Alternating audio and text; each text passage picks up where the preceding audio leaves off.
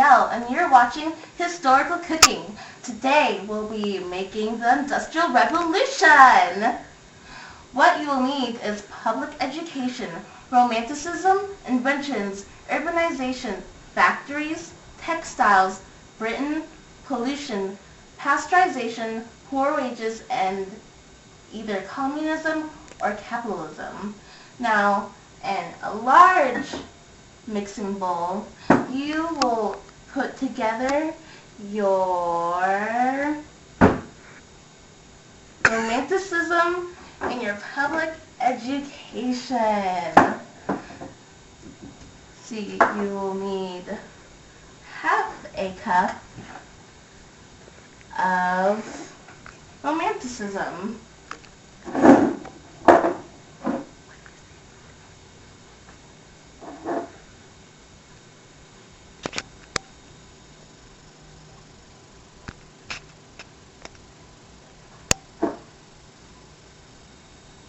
And then you will need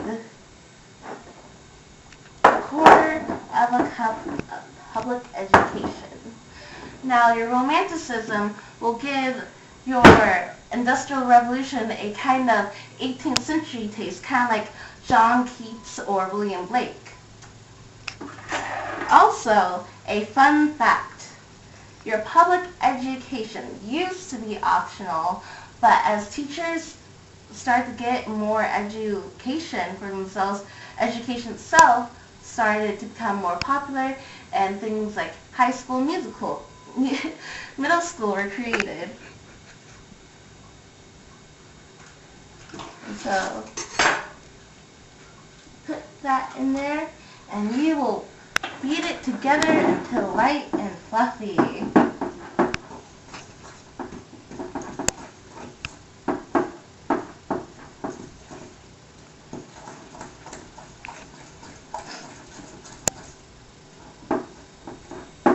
And once that is all taken care of, you'll put in your factories and your poor wages. Okay, so without your factories, you're not going to be able to, make your inventions. That is a very important part of this recipe. Okay, so here's your poor wages. You put that in and stir it up. And then you will need your factories. And so that will be about half a cup. So I'm going to put that in with my romanticism, public education, and poor wages.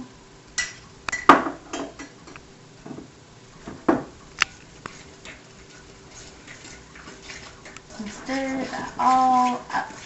I'm going to have a creamy mixture. This already smells delicious.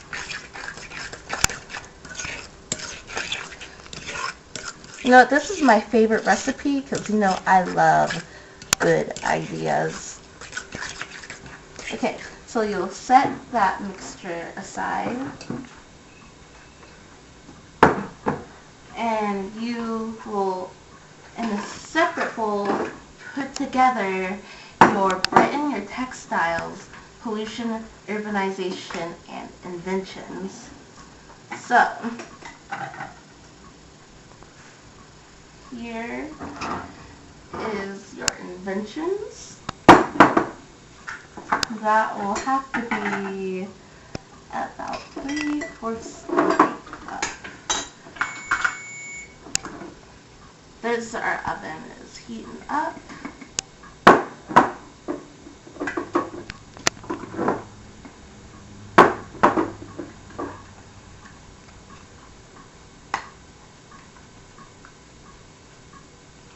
So that will go into your small bowl.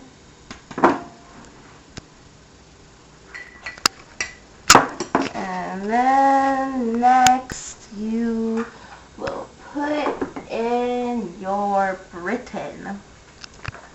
Now, Britain, that is a very important recipe because you cannot have Britain or the Industrial Revolution without your Britain because it gives you your overall golden brown look. Okay. Put that in and put that aside. And you'll have your textiles, that is also important. And you're going to put just a little bit in. And now get your Industrial Revolution going. Bam.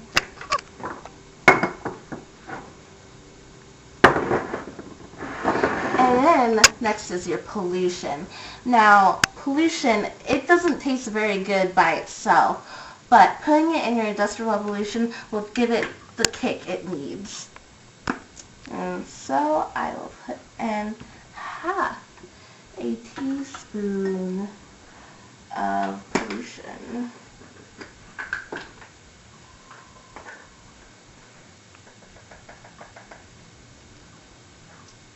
And next, I will put an urbanization in.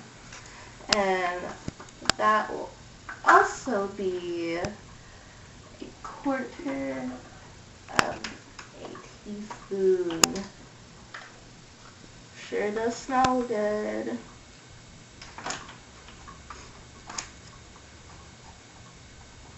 Look at me, I'm getting all messy creating my Industrial Revolution. So I'll mix all that together. Now, another favorite part of this recipe of mine is the inventions. The inventions, they taste kind of like the, what is it called? The spinning jenny or the Bessemer process. Or even better, electricity. So get that all good and mixed up.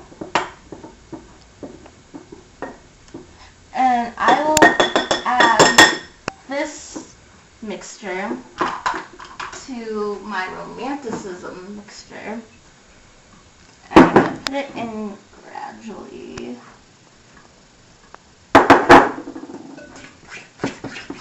It smells so good. The pollution in here, it is great, okay? I can always smell spice in here.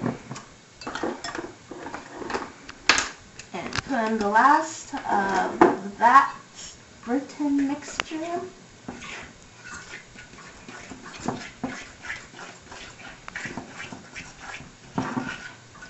Now, lastly, what I'll put in here is pasteurization. Alright.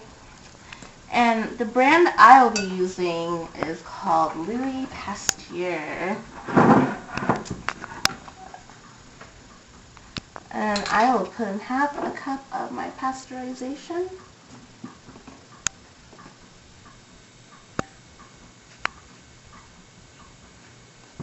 Just a little.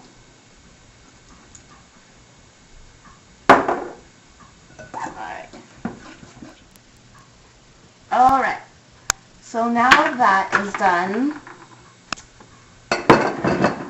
I'm going to put it into my muffin pan.